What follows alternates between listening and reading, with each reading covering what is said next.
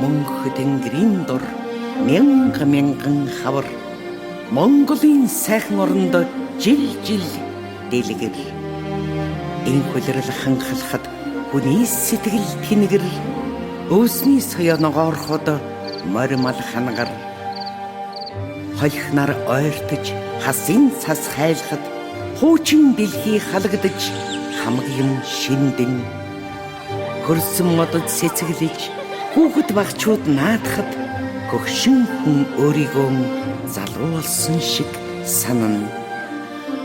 Хэрийн галуу айлчлан ирж гангар унгар донгодоход гэртээ суусан малчин түүнийг чагнан уярна.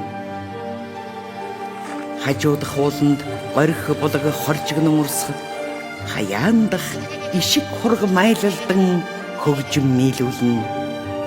Ийдэг өрхөн амьсгал ариух наар үнэртэй эрт дүүгээ бодогдуулан нуугдсан сэтгэлийг сэргээн өнөр сайхан төл баян хотыг чимхэд үлгийтэй бяцхан хүүхэд эцэг ихэн баясгана.